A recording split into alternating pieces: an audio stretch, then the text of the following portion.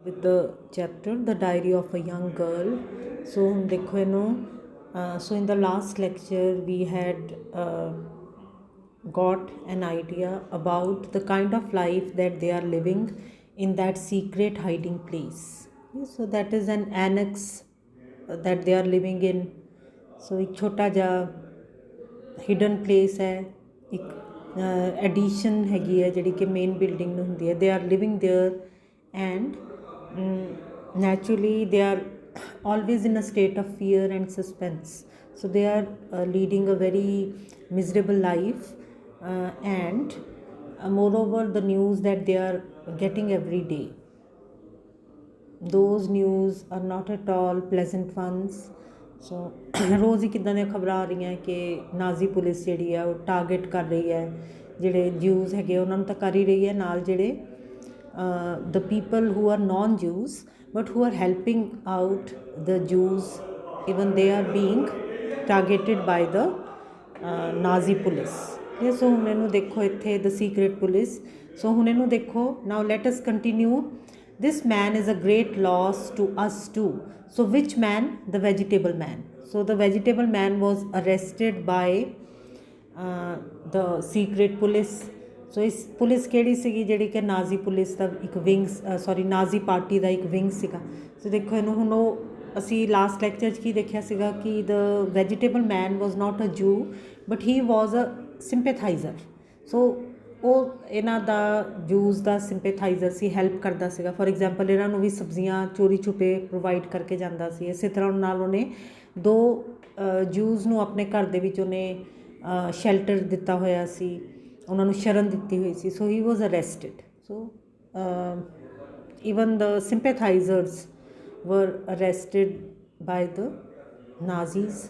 ਸੋ ਜਿਹੜੀ ਹਿਟਲਰ ਵਾਲੀ ਪਾਰਟੀ ਸੀਗੀ, ਸੋ ਈਵਨ ਉਹਨਾਂ ਨੂੰ ਵੀ ਨਹੀਂ ਬਖਸ਼ਦੀ ਸੀਗੀ.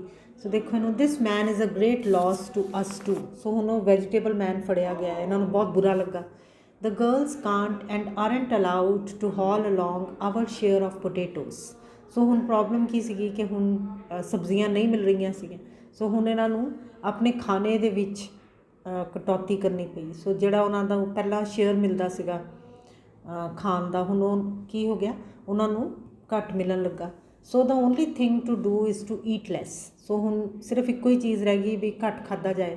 ਆਈ will tell you how we shall do that. So ਇਹਨਾਂ ਨੇ ਪਲਾਨ ਕੀਤੀ ਹੋਈ ਹੈ ਕਿ ਕਿੱਦਾਂ ਘਟਾਉਣਾ ਆਪਣਾ ਖਾਣਾ. It's certainly not going to make things any pleasanter. So naturally ਖਾਣਾ ਘਟਾਉਣਾ, ਭੁੱਖ ਮਾਰਨਾ. So mummy says we shall cut out breakfast altogether. So mother ਨੇ ਕੀ ਦੱਸਿਆ ਵੀ ਬ੍ਰੇਕਫਾਸਟ ਤਾਂ ਹੁਣ ਮਿਲਣਾ ਨਹੀਂ ਹੈਗਾ. Have porridge and bread for lunch. So lunch ਦੇ ਵਿੱਚ ਦਲੀਆ ਬ੍ਰੈਡ ਮਿਲੇਗੀ. And for supper is the early dinner ਉਹਦੇ ਵਾਸਤੇ ਕੀ ਮਿਲੂਗੇ, fried potatoes and possibly once or twice per week vegetables or lettuce. So dinner ਵਾਸਤੇ ਕੀ ਮਿਲੇਗਾ, ਤਲੇ ਹੋਏ ਆਲੂ, ਜਾਂ ਹੋ ਸਕਦਾ ਜੇ ਚੰਗੀ ਕਿਸਮਤ ਹੋਈ ਤਾਂ ਸ਼ਾਇਦ ਹਫਤੇ ਵਿੱਚ ਇੱਕ ਜਾਂ ਦੋ ਵਾਰੀ ਇਹਨਾਂ ਨੂੰ ਵੈਜੀਟੇਬਲਸ ਮਿਲ ਜਾਣ ਖਾਣ ਵਾਸਤੇ. ਔਰ ਲੈਟਿਸ ਕੀ ਹੁੰਦਾ, ਲੈਟਿਸ ਆਰ ਦੋਜ਼ ਲੀਵਸ ਜਿਨ੍ਹਾਂ ਨੂੰ ਆਪਾਂ ਸੈਲਡ ਲੀਵਸ ਵੀ ਕਹਿੰਦੇ ਹਾਂ. So lettuce is eaten as salad. So nothing more. So ਹੋਰ ਕੁਛ ਨਹੀਂ ਮਿਲੇਗਾ ਇਹਨਾਂ ਨੂੰ. We are going to be hungry but anything is better than being discovered yours Anne. So ਫਿਰ ਉਹ ਹਮੇਸ਼ਾ ਭੁੱਖੇ ਰਹਿੰਦੇ ਸੀਗੇ. ਨੈਚੁਰਲੀ ਕੁੜੀਆਂ ਨੂੰ ਖਾਣਾ ਨਹੀਂ ਮਿਲਦਾ ਸੀ, ਜਿਹੜੀ ਸਾਰੀ ਫੈਮਿਲੀ ਸੀਗੀ ਉਹਨਾਂ ਨੂੰ ਆਪਣਾ ਖਾਣਾ ਘੱਟ ਕਰਨਾ ਪਿਆ. ਪਰ ਫਿਰ ਵੀ ਉਹਨਾਂ ਨੂੰ ਕੀ ਲੱਗਦਾ ਸੀਗਾ ਕਿ ਚਲੋ ਬਚੇ ਤਾਂ ਹੋਏ ਆ. ਫਿਰ ਕਿਉਂਕਿ ਜਦੋਂ ਜੇ ਫੜੇ ਜਾਂਦੇ ਸੀਗੇ ਤਾਂ ਉਹ ਵਾਲੀ ਜਿਹੜੀ ਫੇਟ ਸੀਗੀ, that was even worse than death. So at least they were alive and they had not been discovered by the Nazis, by the secret police. So ਇਸ ਗੱਲ ਤੋਂ ਥੋੜ੍ਹੇ ਜਿਹੇ ਹੌਸਲੇ ਵੀ ਸੀਗੇ. Friday 26th May 1944. ਸੋ ਹੁਣ ਅਗਲੀ ਐਂਟਰੀ ਕਦੋਂ ਦੀ ਹੈ, ਫਰਾਈਡੇ 26 ਮਈ 1944 ਦੀ. Dear Kitty. ਸੋ ਇਸ ਤੋਂ ਪਹਿਲੀ ਵਾਲੀ ਐਂਟਰੀ ਕਿਹੜੇ ਡੇਟ ਦੀ ਸੀਗੀ, ਦੇਖੋ ਇਹਨੂੰ ਹੁਣ ਆਪਾਂ ਕੀਤਾ ਹੈ. ਸੋ ਇੱਕ ਦਿਨ ਪਹਿਲਾਂ ਦੀ ਸੀਗੀ ਜਿਹੜੀ ਆਪਾਂ ਕੀਤੀ, ਥਰਸਡੇ 25 May 1944. ਉਸ ਤੋਂ ਪਹਿਲੀ ਵਾਲੀ ਕਦੋਂ ਦੀ ਸੀਗੀ, ਜੁਲਾਈ 1942. ਸੋ ਹੁਣ 25 ਮਈ ਦੀ ਐਂਟਰੀ ਹੈ. ਉਸ ਤੋਂ ਬਾਅਦ ਕਦੋਂ ਦੀ ਹੈਗੀ ਹੈ, ਇੱਕ ਦਿਨ ਬਾਅਦ ਦੀ 26 May 1944. Dear Kitty, At last, I can sit quietly at my table in front of a crack of window and write you everything. So ਕੀ ਕਹਿੰਦੀ ਹੈ ਕਿ ਹੁਣ ਮੈਂ ਆਪਣੇ ਇਕੱਲੀ ਹੈਗੀ and I can write in front of a crack of window. Crack of window ਦਾ ਮਤਲਬ ਹੀ ਕੀ ਹੈ, ਵਿੰਡੋ ਨੈਚੁਰਲੀ ਪੂਰੀ ਤਰ੍ਹਾਂ ਉਹ ਨਹੀਂ ਖੋਲ੍ਹ ਸਕਦੇ, ਸੋ ਜਿਹੜੀ ਥੋੜ੍ਹੀ ਜਿਹੀ ਖੋਲ੍ਹੀ ਹੋਈ ਝੀਤ ਹੈ ਜਿਹੜੀ, ਉੱਥੇ ਉਹ ਬੈਠ ਕੇ ਵਿੰਡੋ 'ਚੋਂ ਵਿੰਡੋ ਦੇ ਨੇੜੇ ਬੈਠ ਕੇ ਥੋੜ੍ਹੀ ਜਿਹੀ ਜਿਹੜੀ ਛੋਟੀ ਜਿਹੀ ਕਰੈਕ ਹੈ, ਲਾਈਟ ਜਿੱਥੋਂ ਆ ਰਹੀ ਹੈ, ਝੀਤ ਹੈ ਜਿਹੜੀ, ਉੱਥੋਂ ਉਹਦੇ ਅੱਗੇ ਬੈਠ ਕੇ ਉਹ ਲਿਖ ਰਹੀ ਹੈ। ਸੋ ਆਈ ਫੀਲ ਸੋ ਮਿਜ਼ਰੇਬਲ। ਸੋ ਬਹੁਤ ਉਹਨੂੰ ਬੁਰਾ ਫੀਲ ਹੋ ਰਿਹਾ, she is feeling very bad. I haven't felt like this for months. So ਕਹਿੰਦੀ ਇੱਦਾਂ ਦਾ ਤਾਂ ਮੈਨੂੰ ਇੰਨੀ ਉਦਾਸੀ ਤਾਂ ਕਈ ਮਹੀਨਿਆਂ ਤੋਂ ਮੈਂ ਇੰਨੀ ਉਦਾਸ ਕਦੀ ਨਹੀਂ ਹੋਈ। So naturally they are suffering from depression, ਇੰਨੀ ਦੇਰ ਦੇ ਛੁਪੇ ਹੋਏ ਹੈ। So you can well imagine ਕਿ ਜਦੋਂ ਸਾਨੂੰ ਪਤਾ ਨਾ ਹੋਵੇ ਕਿ ਅਗਲੇ ਪਲ ਹੀ ਸ਼ਾਇਦ ਫੜੇ ਜਾਈਏ, ਕੀ ਉਹਨਾਂ ਦੀ ਸਟੇਟ ਆਫ ਮਾਈਂਡ ਹੋਏਗੀ। You can well imagine. So ਕੀ ਕਹਿੰਦੀ ਹੈ ਕਿ naturally they are very sad, they are very depressed. So ਕੀ ਕਹਿੰਦੀ, I haven't felt like this for months even after the burglary I didn't feel so utterly broken. So burglary ਦਾ ਮਤਲਬ ਕੀ ਹੁੰਦਾ, ਚੋਰੀ। ਸੋ ਇਹਨਾਂ ਨੂੰ ਉੱਥੇ ਵੀ ਇਹਨਾਂ ਦਾ ਜਿਹੜਾ ਇਹਨਾਂ ਦੇ ਚੋਰੀ ਹੋ ਗਈ ਸੀਗੀ। ਸੋ ਕਹਿੰਦੀ ਉਦੋਂ ਵੀ ਮੈਂ ਇੰਨਾ ਬੁਰਾ ਨਹੀਂ ਫੀਲ ਕੀਤਾ ਸੀ ਜਿੰਨਾ ਮੈਂ ਅੱਜ ਕਰ ਰਹੀ ਹਾਂ। On the one hand the vegetable man, the Jewish question. So ਕਹਿੰਦੀ ਇੱਕ ਪਾਸੇ ਤਾਂ ਵੈਜੀਟੇਬਲ ਮੈਨ ਜਿਹੜਾ ਸਾਡਾ ਹਮਦਰਦ ਸੀਗਾ ਜੂਸ ਦਾ, ਉਹਦਾ ਫੜਿਆ ਜਾਣਾ, ਦ ਜੂਇਸ਼ ਕੁਐਸਚਨ। ਔਰ ਦੂਸਰੀ ਗੱਲ ਹਮੇਸ਼ਾ ਹੀ ਘਰ ਦੇ ਵਿੱਚ ਕੀ ਚਰਚਾ ਰਹਿੰਦੀ ਹੈ ਕਿ ਜੂਸ ਦਾ ਬਣੂਗਾ ਕੀ। ਠੀਕ ਹੈ। So the Jewish question which is being discussed minutely over the whole house. So ਕਹਿੰਦੀ ਸਾਰਾ ਦਿਨ ਸਾਡੇ ਬਹੁਤ ਬਾਰੀਕੀ ਦੇ ਨਾਲ ਘਰ ਵਿੱਚ ਕੀ ਡਿਸਕਸ਼ਨ ਹੁੰਦੀ ਰਹਿੰਦੀ ਹੈ ਕਿ ਜੂਸ ਦਾ ਸਾਡਾ, ਸੋ ਦੇ ਆਰ ਜੂਸ ਓਨਲੀ, ਸੋ ਕੀ ਬਣੇਗਾ। ਸੋ ਬਹੁਤ ਹੀ ਮਾਈਨਿਊਟਲੀ ਇਹ ਗੱਲ ਡਿਸਕਸ ਹੁੰਦੀ ਹੈ। ਦ ਇਨਵੇਜ਼ਨ ਡਿਲੇ।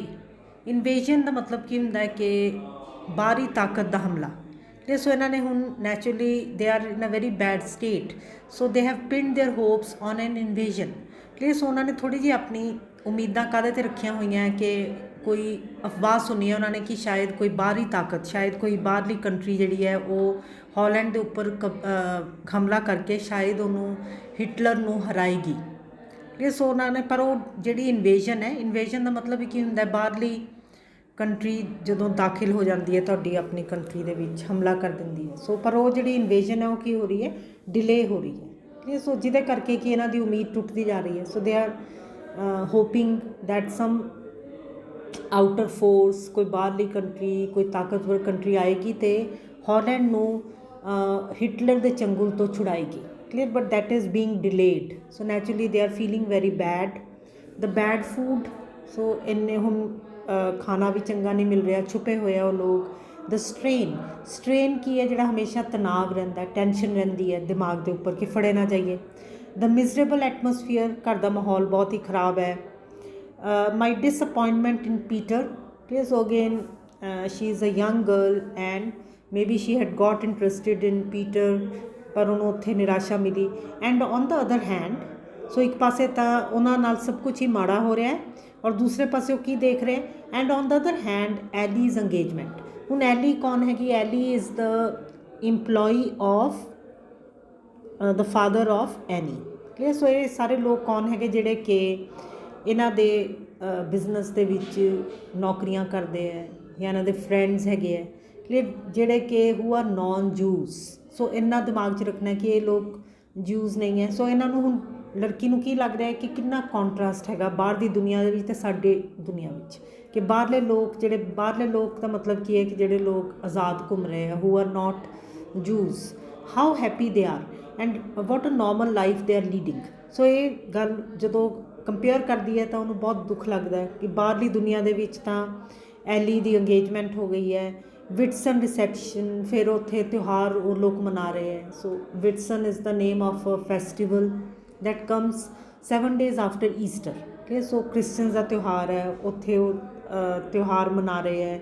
ਫਲਾਵਰਸ, ਸੋ ਬਾਹਰ ਫੁੱਲ ਇੱਕ ਦੂਸਰੇ ਨੂੰ ਦੇ ਰਹੇ ਹੈ, ਦੇਖ ਰਹੇ ਹੈ। Kraler's birthday, again Kraler is the name of a non Jew. So and then fancy cakes, ਬਾਹਰੋਂ ਬੜੇ ਮਜ਼ੇਦਾਰ ਕੇਕਸ ਖਾ ਰਹੇ ਹੈ। And stories about cabarets. So cabarets are the dance shows so ਉੱਥੇ ਲਾਈਫ ਉੱਦਾਂ ਹੀ ਚੱਲ ਰਹੀ ਹੈ। ਫਿਲਮਸ ਐਂਡ ਕੌਨਸਰਟਸ, ਸੋ ਇਹ ਲੋਕ ਛੁਪੇ ਹੋਏ ਹੈ, ਪਰ ਬਾਹਰ ਦੀ ਦੁਨੀਆ ਦੇ ਵਿੱਚ ਉੱਦਾਂ ਹੀ ਫਿਲਮਾਂ ਵੀ ਚੱਲ ਰਹੀਆਂ, ਕੌਨਸਰਟਸ ਵੀ ਚੱਲ ਰਹੇ ਹੈ। So the musical programs are going on, the cabarets are going on. That difference, the huge difference, ਉਹਨੂੰ ਕੀ ਲੱਗਦਾ ਕਿ ਸਾਡੇ ਵਿੱਚ ਤੇ ਜਿਹੜੀ ਬਾਹਰ ਦੀ ਨੋਰਮਲ ਦੁਨੀਆ ਉਹਦੇ ਵਿੱਚ the difference is very huge. Huge means very big. It's always there.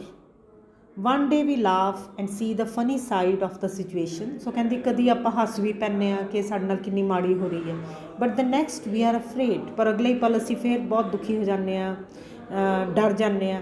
Fear, suspense and despair staring from our faces, ਔਰ ਸਾਡੇ ਫੇਸਿਸ ਦੇ ਉੱਪਰ ਹੀ ਡਰ ਆ ਜਾਂਦਾ। Suspense actually is a very difficult emotion, a very bad feeling. Suspense ਕੀ ਹੁੰਦਾ? ਜਦੋਂ ਤੁਹਾਨੂੰ ਪਤਾ ਨਹੀਂ ਹੁੰਦਾ ਕਿ ਅਗਲੇ ਪਲ ਕੀ ਹੋਣ ਵਾਲਾ। ਸੋ ਆਮ ਤੌਰ 'ਤੇ ਜੇ ਸਾਨੂੰ ਅੱਧੇ ਘੰਟੇ ਦਾ ਵੀ ਕਦੀ ਸਸਪੈਂਸ ਸਾਨੂੰ ਸਹਿਨ ਕਰਨਾ ਪੈ ਜਾਵੇ, for example we do not know that we may lose our life, ਜੇ ਸਾਨੂੰ ਇੱਦਾਂ ਅੱਧਾ ਘੰਟਾ ਵੀ ਸਾਡਾ ਇੱਦਾਂ ਡਰ ਨਾਲ ਬੀਤੇ ਤਾਂ ਸਾਡਾ ਜਿਹੜਾ ਸਾਹ ਹੈਗਾ ਉਹ ਲੈਣਾ ਮੁਸ਼ਕਿਲ ਹੋ ਜਾਂਦਾ ਹੈ। ਕਲੀਅਰ? ਸੋ ਇਮੈਜਨ ਕਿ ਉਹ 2 ਸਾਲ ਤੋਂ they are living in that state of suspense, they do not know what is going to happen to them next. So suspense and despair ਕੀ ਹੁੰਦਾ? Loss of hop. ਸੋ ਹੁਣ ਉਮੀਦ ਵੀ ਗਵਾ ਰਹੇ ਆ ਕਿ ਕਦੀ ਅਸੀਂ ਨੋਰਮਲ ਲਾਈਫ ਜੀ ਪਾਵਾਂਗੇ। ਇਹ ਉਹਨਾਂ ਦੇ ਚਿਹਰਿਆਂ ਤੋਂ ਹੁਣ ਜ਼ਾਹਿਰ ਹੋ ਰਿਹਾ ਹੈ। Meep and Krayler carry the heaviest burden of the 8 in hiding. So there are 8 people in hiding. So कौन हैगा? एक तो ये 4 जने हैं, तो बाकी वैन डान ਦੀ फैमिली है। So Meep and Krayler कौन हैगे? ਜਿਹੜੇ कि ਇਹਨਾਂ ਦੇ ਨੌਨ ਜੂ ਫਰੈਂਡਸ ਹੈਗੇ ਹੈ, ਇਹਨਾਂ ਦੇ ਸਿੰਪੈਥਾਈਜ਼ਰਸ ਹੈਗੇ ਹੈ। ਸੋ ਕਹਿੰਦੀ ਹੈ ਉਹਨਾਂ ਵਾਸਤੇ ਵੀ ਬਹੁਤ ਜ਼ਿਆਦਾ ਮੁਸ਼ਕਿਲ ਹੈ ਕਿ ਉਹਨਾਂ ਉੱਤੇ ਵੀ ਇੱਕ ਬਰਡਨ ਹੈ। ਕਲੀਅਰ? ਕਿਉਂਕਿ ਉਹਨਾਂ ਨੇ ਇੱਕ ਸੀਕਰੇਟ ਆਪਣੇ ਨਾਲ ਹੈਗਾ, ਚੋਰੀ ਛੁਪੇ ਹੈਲਪ ਕਰ ਰਹੇ ਹੋ, ਔਰ ਉਹਨਾਂ ਨੂੰ ਵੀ ਨਹੀਂ ਪਤਾ ਜੇ ਉਹ ਫੜੇ ਜਾਂਦੇ ਕੱਲ੍ਹ ਤਾਂ ਉਹਨਾਂ ਨਾਲ ਕੀ ਹੋਏਗਾ। So naturally they are also carrying a burden. Meep in all she does, and Krayler through the enormous responsibility which is sometimes so much for him that he can hardly talk from pent up nerves and strain. So Meep ਉਹਨਾਂ ਦੀ ਬਹੁਤ help ਕਰਦੀ ਹੈ ਕਈ ਵਾਰੀ ਆ ਕੇ, ਔਰ ਜਿਹੜਾ ਕ੍ਰੇਲਰ ਹੈ ਉਹਦੇ ਉੱਤੇ ਸਾਰੀ ਜ਼ਿੰਮੇਵਾਰੀ ਹੈ ਇਹਨਾਂ ਦੀ ਫੈਮਿਲੀ ਦੀ। So that responsibility is enormous, it is very big, ਜਿਹਦੇ ਕਰਕੇ ਕਿ ਉਹ ਪੂਰਾ ਉਸ ਜ਼ਿੰਮੇਵਾਰੀ ਦੇ ਹੇਠਾਂ ਜਿੱਦਾਂ ਦੱਬਿਆ ਪਿਆ ਹੈ। ਕਲੀਅਰ? ਔਰ ਕਈ ਵਾਰੀ ਉਹਦੇ ਕੋਲੋਂ ਬੋਲ ਵੀ ਨਹੀਂ ਹੁੰਦਾ। ਸੋ ਇਹ ਕੌਣ ਹੈਗੇ? These are all non Jews. So they are helping out this family.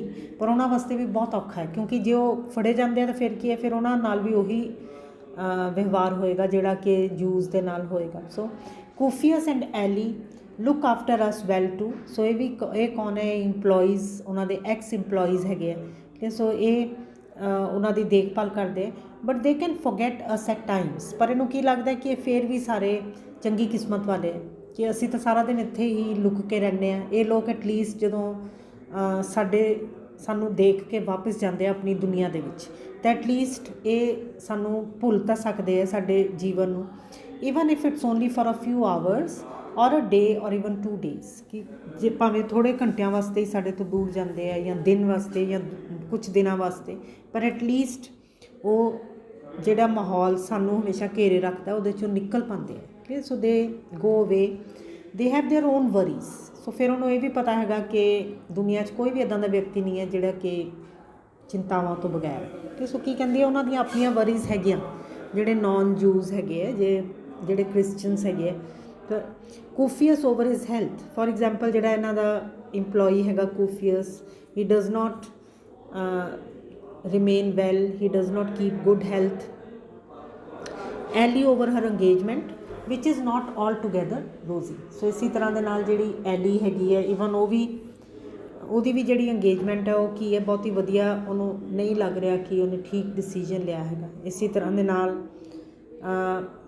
But they also have their little outings, visits to friends and the whole life of ordinary people. So ਇਸ ਵੇਲੇ ਇਹਨਾਂ ਨੂੰ ਕੀ ਲੱਗ ਰਿਹਾ ਕਿ ਜਿਹੜੀ ਇੱਕ ਆਮ ਲੋਕਾਂ ਦਾ ਜੀਵਨ ਹੈ ਉਹੀ ਜਿਹੜਾ ਸਭ ਤੋਂ ਵਧੀਆ ਹੈ।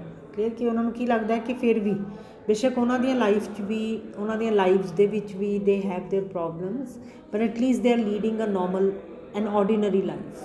ਠੀਕ ਹੈ, ਸੋ ਜਿਹੜੀ ਇਹਨਾਂ ਨੂੰ ਇਸ ਵੇਲੇ ਬਹੁਤ ਵੱਡੀ ਗੱਲ ਲੱਗ ਰਹੀ ਹੈ। For them the suspense is sometimes lifted। Clear, so ਉਹਨਾਂ ਵਾਸਤੇ ਕਦੀ ਕਦੀ ਜਿਹੜਾ ਸਸਪੈਂਸ ਹੈ ਉਹ ਕੀ ਹੋ ਜਾਂਦਾ ਹੈ, ਉਹ ਕਦੀ ਕਦੀ ਖਤਮ ਹੋ ਜਾਂਦਾ ਹੈ, ਕਿਉਂਕਿ ਜਦੋਂ ਇੱਥੋਂ ਦੀ ਉਹ ਜਾਂਦੇ ਹੈਗੇ ਹੈ। So even if it is only for a short time, but for us it never lifts for a moment. So ਉਹਨਾਂ ਵਾਸਤੇ ਕਦੀ ਕਦੀ ਉਹ ਸਸਪੈਂਸ ਖਤਮ ਹੋ ਜਾਂਦਾ ਹੈ, ਪਰ ਇਹਨਾਂ ਵਾਸਤੇ ਇੱਕ ਮਿੰਟ ਵਾਸਤੇ ਵੀ ਉਹ ਜਿਹੜੀ ਡਰ ਹੈਗਾ ਉਹ ਖਤਮ ਨਹੀਂ ਹੁੰਦਾ। We have been here for 2 years now. How long have we still to put up with this almost unbearable, ever increasing pressure? ਸੋ ਉਹਨਾਂ ਨੂੰ ਕੀ ਲੱਗਦਾ ਕਿ 2 ਸਾਲ ਤਾਂ ਹੋ ਗਏ, ਹੁਣ ਕਿੰਨੀ ਦੇਰ ਹੋਰ ਸਾਨੂੰ ਇਹ ਸਹਿਣਾ ਪਏਗਾ। The sewer is blocked। ਸੋ ਹੁਣ ਜਿਹੜੀਆਂ ਪ੍ਰੋਬਲਮਸ ਆ ਰਹੀਆਂ, ਜਿਹੜੀ ਅੰਡਰਗਰਾਊਂਡ ਪਾਈਪ ਹੈਗੀ ਹੈ that carries the waste away, ਉਹ ਕੀ ਹੋ ਗਈ ਹੈ, ਸੀਵਰੇਜ ਬਲੌਕ ਹੋ ਗਿਆ ਹੈ। ਸੋ ਵੀ ਮਸਟ ਨਾਟ ਰਨ ਵਾਟਰ। ਸੋ ਪਾਣੀ ਨਹੀਂ ਚਲਾ ਸਕਦੇ ਕਿਉਂਕਿ ਸੀਵਰੇਜ ਬਲੌਕਡ ਹੈਗਾ, ਔਰ ਰਾਦਰ ਓਨਲੀ ਅ ਟ੍ਰਿਕਲ ਦਾ ਮਤਲਬ ਹੈ ਕਿ ਥੋੜ੍ਹਾ ਜਿਹਾ ਪਾਣੀ ਚਲਾ ਸਕਦੇ ਹਾਂ, ਨਹੀਂ ਤਾਂ ਅੱਗੇ ਸਾਰਾ ਬਲੌਕ ਹੋਇਆ ਹੋਇਆ ਹੈ। When we go to the WC we have to take a laboratory brush with us and we keep dirty water in a large cologne pot। so they cannot run water, ਔਰ ਉਹਨਾਂ ਨੂੰ ਇੱਕ ਜਿਹੜਾ ਗੰਦਾ ਪਾਣੀ ਹੈ ਉਹ ਇੱਕ ਪੋਟ ਦੇ ਵਿੱਚੋਂ ਸਟੋਰ ਕਰਦੇ ਹੈ, ਕਿਉਂਕਿ ਉਹਨੂੰ ਸੁੱਟਣ ਦੀ ਕੋਈ ਜਗ੍ਹਾ ਨਹੀਂ ਹੈ, ਨਾਲੀਆਂ ਬਲੌਕਡ ਹੈਗੀਆਂ। We can manage for today, but what do we do if the plumber can't do the job alone? ਸੋ ਫਿਰ ਉਹ ਕੀ ਕਹਿੰਦੇ ਕਿ ਚਲੋ ਅੱਜ ਤਾਂ ਆਪਾਂ ਕਰ ਲਵਾਂਗੇ, ਬਟ ਜੇ ਪਲੰਬਰ ਕੋਲੋਂ ਇਹ ਵਾਲੀ ਜਿਹੜੀ ਕੰਮ ਨਾ ਹੋਇਆ, ਨਾਲੀਆਂ ਨਾ ਖੁੱਲੀਆਂ, ਫਿਰ the municipal scavenging service doesn't come until Tuesday। ਕਿ ਜਿਹੜੀ ਮਿਊਨਿਸਪਲ ਕਾਰਪੋਰੇਸ਼ਨ ਦੀ ਜਿਹੜੀ ਇੱਦਾਂ ਦੀ ਜਿਹੜੀ ਨਾਲੀਆਂ ਦੀ ਸਫਾਈ ਕਰਨ ਵਾਲੀ ਹੈਗੀ ਹੈ ਸਰਵਿਸ, ਇਹ ਟਿਊਜ਼ਡੇ ਤੋਂ ਪਹਿਲਾਂ ਨਹੀਂ ਉਹਨਾਂ ਨੂੰ ਮਿਲਣੀ। So they are very, so just imagine ਕਿਸ ਤਰ੍ਹਾਂ ਦੀ ਲਾਈਫ ਉਹ ਜੀ ਰਹੇ ਹੈਗੇ ਆ। Miep sent us a currant cake made up in the shape of doll. So ਫਿਰ ਉਹ ਕੀ ਕਹਿੰਦੀ ਹੈ ਕਿ ਮੀਪ ਨੇ ਸਾਨੂੰ ਇੱਕ ਕਰੰਟ ਕੀ ਹੁੰਦੇ, ਜਿਹੜੇ ਡਰਾਈਡ ਗ੍ਰੇਪਸ ਹੁੰਦੇ, ਜਿਸ ਤਰ੍ਹਾਂ ਸੌਗੀਆਂ ਹੁੰਦੀਆਂ, ਉਹਨਾਂ ਦਾ ਕੇਕ ਭੇਜਿਆ, ਔਰ ਉਹ ਕਾਹਦੀ ਸ਼ੇਪ ਦੇ ਵਿੱਚ ਸੀਗਾ, doll, with the words happy Whitsun on the note attach to it. So ਉਹਨੇ ਇੱਕ ਤਿਉਹਾਰ ਦਾ ਕੇਕ ਇਹਨਾਂ ਨੂੰ ਭੇਜਿਆ। It's almost as if she is ridiculing us. So ਹੁਣ Miep is a very sincere friend of the family, ਪਰ ਇਸ ਵੇਲੇ ਇਹਨੂੰ ਐਨੀ ਨੂੰ ਕੀ ਲੱਗ ਰਿਹਾ ਸੀ ਜਿੱਦਾਂ ਹੈਪੀ ਕਹਿ ਕੇ ਉਹ ਉਹਨਾਂ ਦਾ ਮਜ਼ਾਕ ਉਡਾ ਰਹੀ ਹੈ। Our present frame of mind and our uneasiness could hardly be called happy. ਕਿ ਇਹਦੇ ਉਹਨਾਂ ਨੂੰ ਕੀ ਲੱਗਦਾ ਕਿ ਹੁਣ ਸਾਡੇ ਵਾਸਤੇ ਹੈਪੀ ਕੀ ਹੈਗਾ। ਸੋ ਜਿਸ ਤਰ੍ਹਾਂ ਹੁਣ ਹੈਪੀ ਦੀਵਾਲੀ ਆਪਾਂ ਕਹਿੰਦੇ ਹਾਂ, ਉਹਨਾਂ ਨੂੰ ਕੀ ਲੱਗਦਾ ਹੈਪੀ ਵਰਡ ਹੀ ਉਹਨੂੰ ਅੱਖਰਦਾ, ਕਿਉਂਕਿ there is nothing happy about their state, about their situation. The affair of the vegetable man has made us more nervous. You hear shh from all sides again। so ਹੁਣ ਜ਼ਿਆਦਾ ਘਬਰਾ ਕਦੋਂ ਗਏ, ਜਦੋਂ ਤੋਂ vegetable ਮੈਨ arrest ਹੋਇਆ। ਸੋ ਹਮੇਸ਼ਾ ਹੁਣ ਉੱਚੀ ਵੀ ਨਹੀਂ ਬੋਲ ਸਕਦੇ, ਜਿੱਦਾਂ ਹੀ ਕੋਈ ਉੱਚੀ ਬੋਲਦਾ ਉਹਨਾਂ 'ਚੋਂ ਕੋਈ ਬੋਲਦਾ ਨੋਰਮਲੀ ਤਾਂ ਸਾਰੇ ਬਾਕੀ ਦੇ ਉਹਨੂੰ ਚੁੱਪ ਕਰਵਾਉਣ ਲੱਗ ਪੈਂਦੇ। So they could do it to us too. So ਉਹਨਾਂ ਨੂੰ ਕੀ ਲੱਗਦਾ ਕਿ ਜੇ ਵੈਜੀਟੇਬਲ ਮੈਨ ਨਾਲ ਅੱਜ ਇੱਦਾਂ ਹੋਇਆ ਤਾਂ ਕੱਲ੍ਹ ਸਾਡੇ ਨਾਲ ਵੀ ਇਸ ਤਰ੍ਹਾਂ ਹੋ ਸਕਦਾ। If one day we too should, so ਜੇ ਅਸੀਂ ਵੀ ਫੜੇ ਗਏ ਤਾਂ no I must not write it. ਪਰ ਨਾਲ ਹੀ ਫਿਰ ਕੀ ਆਉਂਦਾ ਕਿ ਇੱਦਾਂ ਮੈਂ ਲਿਖਣਾ ਨਹੀਂ ਹੈ, but I can't put the question out of my mind today. So ਕਹਿੰਦੀ ਮੈਂ ਲਿਖੂੰਗੀ ਤਾਂ ਨਹੀਂ ਕਿ ਜੇ ਅਸੀਂ ਫੜੇ ਗਏ, ਇੱਦਾਂ ਦੀ ਗੱਲ ਜਿਸ ਆਪਾਂ ਕਹਿੰਦੇ ਹਾਂ ਮਾੜੀ ਗੱਲ ਮੂੰਹ 'ਚੋਂ ਵੀ ਨਹੀਂ ਕੱਢਣੀ ਚਾਹੀਦੀ, ਇਸੇ ਤਰ੍ਹਾਂ ਦੇ ਨਾਲ ਉਹ ਮੂੰਹ 'ਚੋਂ ਵੀ ਨਹੀਂ ਕੱਢ ਰਹੀ ਅਤੇ ਲਿਖ ਵੀ ਨਹੀਂ ਰਹੀ। ਸੋ ਕੀ ਕਹਿੰਦੀ ਹੈ ਕਿ ਮੈਂ ਬੇਸ਼ੱਕ ਲਿਖ ਨਹੀਂ ਰਹੀ, ਪਰ ਜੇ ਇੱਦਾਂ ਹੋ ਗਿਆ। On the contrary, all the fear I have already been through seems to face me again in all its frightfulness। ਤੁਹਾਨੂੰ ਕੀ ਲੱਗਦਾ ਕਿ ਜਿੱਦਾਂ ਸਾਰਾ ਡਰ ਅੱਜ ਜਿਹੜਾ ਇੰਨੇ ਦੇਰ ਤੋਂ ਉਹ 2 ਸਾਲਾਂ ਤੋਂ ਫੇਸ ਕਰ ਰਹੇ ਸੀ, ਜਿੱਦਾਂ ਸਾਰਾ ਇਕੱਠਾ ਹੋ ਕੇ ਉਹਦੇ ਮਨ ਦੇ ਵਿੱਚ ਆ ਕੇ ਬੈਠ ਗਿਆ। This evening at 8 o'clock I had to go to the downstairs laboratory all alone। ਸੋ ਕਹਿੰਦੇ ਅੱਜ ਮੈਨੂੰ ਇਕੱਲੇ ਨੀਚੇ ਜਾਣਾ ਪਿਆ। There was no one down there as everyone was listening to the radio। I wanted to be brave but it was difficult। So ਡਰਦੀ ਹੈ, ਨੀਚੇ ਗਈ ਇਕੱਲੀ। I always feel much safer here upstairs than alone downstairs in that large silent house। So ਕਹਿੰਦੀ ਮੈਨੂੰ ਇੱਥੇ ਹੀ ਠੀਕ ਲੱਗਦਾ ਹੈ, ਕਿਉਂਕਿ ਸਾਰੀ ਫੈਮਿਲੀ ਹੁਣ ਇਕੱਠੇ ਤੇ generally sit alone with the mysterious muffled noises from upstairs and the tooting of motor horns in the street। ਸੋ ਜੇ ਉਹ ਇਕੱਲੀ ਜਾਂਦੀ ਹੈ ਥੱਲੇ ਤਾਂ ਉਹਨੂੰ ਡਰ ਲੱਗਦਾ ਹੈ, ਕਿਉਂਕਿ ਜਿਹੜੀਆਂ ਆਵਾਜ਼ਾਂ ਉਹਨਾਂ ਦੀ ਫੈਮਿਲੀ ਦੀਆਂ ਹੀ ਉੱਪਰੋਂ ਆ ਰਹੀਆਂ ਹੁੰਦੀਆਂ ਉਹਦੇ ਤੋਂ ਹੀ ਉਹਨੂੰ ਡਰ ਲੱਗਣ ਲੱਗ ਪੈਂਦਾ। So she is in a very fearful state of mind. So ਨੀਚੇ ਜਦੋਂ ਮੋਟਰ ਹੌਰਨਸ ਹੁੰਦੇ ਆ ਸੜਕ ਤੋਂ ਤਾਂ ਉਹਨੂੰ ਫਿਰ ਉਹ ਤੋਂ ਵੀ ਡਰ ਲੱਗਦਾ। I have to hurry for I start to quiver if I begin thinking about the situation। ਸੋ ਕੀ ਕਹਿੰਦੀ ਹੈ ਕਿ ਮੈਂ ਨੀਚੇ ਤਾਂ ਆ ਗਈ ਹਾਂ ਇਕੱਲੀ ਘਰ ਦੇ ਵਿੱਚ, ਪਰ ਹੁਣ ਮੈਂ ਉੱਪਰ ਫਟਾਫਟ ਜਾਊਂਗੀ ਕਿਉਂਕਿ ਮੈਨੂੰ ਨਹੀਂ ਤਾਂ ਕਾਂਬਾ ਛਿੜਦਾ ਜਦੋਂ ਮੈਂ ਸੋਚਦੀ ਹਾਂ ਕਿ ਕੱਲ੍ਹ ਸਾਡੇ ਨਾਲ ਕੀ ਹੋ ਸਕਦਾ। ਸੋ ਜੇ ਅਸੀਂ ਫੜੇ ਜਾਂਦੇ again and again I ask myself would it not have been better for us all if we had not gone into hiding. So ਕੀ ਕਹਿੰਦੀ ਹੈ, ਕਈ ਵਾਰੀ ਮੈਂ ਆਪਣੇ ਆਪ ਨੂੰ ਕੀ ਪੁੱਛਦੀ ਹਾਂ ਕਿ ਜੇ ਅਸੀਂ ਉੱਥੇ ਹੀ ਰਹੀ ਜਾਂਦੇ ਅਤੇ ਨਾ ਛੁਪਦੇ ਤਾਂ ਬੈਟਰ ਨਹੀਂ ਹੋਣਾ ਸੀ। And if we were dead now and not going through all this misery, ਕਿ ਜੇ ਅਸੀਂ ਹੁਣ ਤੱਕ ਮਰ ਹੀ ਚੁੱਕੇ ਹੁੰਦੇ ਤਾਂ ਚੰਗਾ ਨਹੀਂ ਹੋਣਾ ਸੀ। So specially as we should no longer be dragging our protectors into danger, ਕਿਉਂਕਿ ਪ੍ਰੋਟੈਕਟਰਸ ਕੌਣ ਹੈ, ਜਿਹੜੇ ਇਹਨਾਂ ਨੂੰ ਬਚਾਉਣ ਵਾਲੇ। ਸੋ ਹੁਣ ਉਹ ਵੀ ਖਤਰੇ 'ਚ ਪੈ ਰਹੇ ਆ। ਸੋ ਕੀ ਕਹਿੰਦੇ ਆ ਕਿ ਕਈ ਵਾਰੀ ਮੈਨੂੰ ਕੀ ਲੱਗਦਾ ਹੁਣ ਖਾਸ ਤੌਰ 'ਤੇ ਲੱਗਣ ਲੱਗ ਪਿਆ ਜਦੋਂ ਜਿਹੜੇ ਸਾਡੇ ਰਖਵਾਲੇ ਹੈ, ਜਿਹੜੇ ਸਾਨੂੰ ਬਚਾ ਰਹੇ ਸੀਗੇ, ਹੈਲਪ ਕਰ ਰਹੇ ਸੀਗੇ, ਹੁਣ ਜਦੋਂ ਉਹ ਵੀ ਖਤਰੇ 'ਚ ਆ ਰਹੇ ਆ ਤਾਂ ਕਈ ਵਾਰੀ ਕੀ ਲੱਗਦਾ ਕਿ ਉਦੋਂ ਹੀ ਨਾ ਛੁਪਦੇ ਅਤੇ ਮਰ ਹੀ ਜਾਂਦੇ ਵੱਧ ਤੋਂ ਵੱਧ। But we recoil from these thoughts too, ਪਰ ਕਹਿੰਦੀ ਇਹਨਾਂ ਤੋਂ ਵੀ ਵਿਚਾਰਾਂ ਤੋਂ ਅਸੀਂ ਫਟਾਫਟ ਕੀ ਕਰਦੇ ਹਾਂ, ਰਿਕੋਇਲ ਕਰਦੇ ਹਾਂ। ਮਤਲਬ ਅਸੀਂ ਇਹਨਾਂ ਨੂੰ ਜ਼ਿਆਦਾ ਦੇਰ ਆਪਣੇ ਦਿਮਾਗ 'ਚ ਨਹੀਂ ਆਉਣ ਦਿੰਦੇ, ਅਸੀਂ ਡਰ ਕੇ ਪਿੱਛੇ ਹੋ ਜਾਂਦੇ ਹਾਂ। For we still love life, ਕਿ ਹਾਲੇ ਵੀ ਅਸੀਂ ਕੀ ਕਰਦੇ ਹਾਂ, ਵੀ ਲਵ ਲਾਈਫ। ਸੋ ਹਾਲੇ ਵੀ ਅਸੀਂ ਜੀਵਨ ਨੂੰ ਪਿਆਰ ਕਰਦੇ ਹਾਂ। ਸੋ ਨਾਓ let us come towards the end, page number 107। ਸੋ ਦੇਖੋ ਇਹਨੂੰ ਹੁਣ ਲਾਸਟ ਲਾਈਨ ਪੇਜ ਨੰਬਰ 106 ਦੀ। ਸੋ ਲੈਟ ਮੀ ਸੀ, ਦੇਖੋ ਇਹਨੂੰ ਹੁਣ for we still love life, ਕਿਉਂ ਅਸੀਂ ਹਾਲੇ ਵੀ ਮੌਤ ਦੇ ਵਿਚਾਰ ਤੋਂ ਅਸੀਂ ਪਿੱਛੇ ਹੋ ਜਾਂਦੇ ਹਾਂ ਇੱਕਦਮ, ਕਿਉਂਕਿ for means because we still love life we haven't yet forgotten the voice of nature, ਕਿ ਹਾਲੇ ਵੀ ਕੁਦਰਤ ਦੀਆਂ ਜਿਹੜੀਆਂ ਸੋਹਣੀਆਂ ਆਵਾਜ਼ਾਂ ਹੁੰਦੀਆਂ, ਜਿੱਦਾਂ ਪੰਛੀਆਂ ਦੀਆਂ, ਹਵਾ ਦੇ ਚੱਲਣ ਦੀਆਂ, ਪੱਤਿਆਂ ਦੇ ਸਰਸਰਾਹਟ ਦੀਆਂ। So those are the voices of nature. ਹਾਲੇ ਵੀ ਕਹਿੰਦੀ ਅਸੀਂ ਭੁੱਲੇ ਨਹੀਂ ਆ ਉਹਨਾਂ ਨੂੰ। We still hope about everything, ਹਾਲੇ ਵੀ ਇਹਨਾਂ ਨੂੰ ਉਮੀਦ ਬਾਕੀ ਹੈ।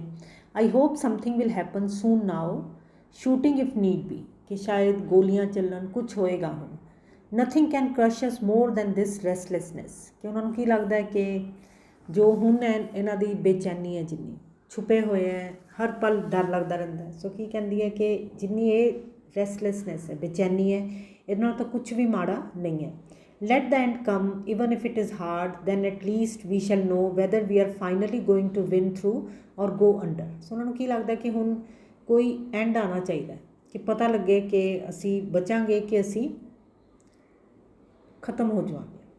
ਸੋ yours ਐਨੀ। ਸੋ ਐਜ਼ ਵੀ ਨੋ ਕਿ ਇਹ ਜਦੋਂ ਇਹਦੀ ਲਾਸਟ ਐਂਟਰੀ ਹੈ ਤਾਂ ਕੁਛ ਦਿਨ ਬਾਅਦ ਹੀ ਇਹ ਸਾਰੇ ਫੈਮਿਲੀ ਜਿਹੜੀ ਸੀ ਫੜੀ ਗਈ ਸੀਗੀ। ਕਲੀਅਰ, ਕਿਸੇ ਨੇ ਇਹਨਾਂ ਦਾ ਪੁਲਿਸ ਨੂੰ ਖਬਰ ਦੇ ਦਿੱਤੀ ਸੀ। ਐਂਡ ਦੇ ਮੈਟ ਅ ਵੈਰੀ ਟੈਰੀਬਲ ਫੇਟ।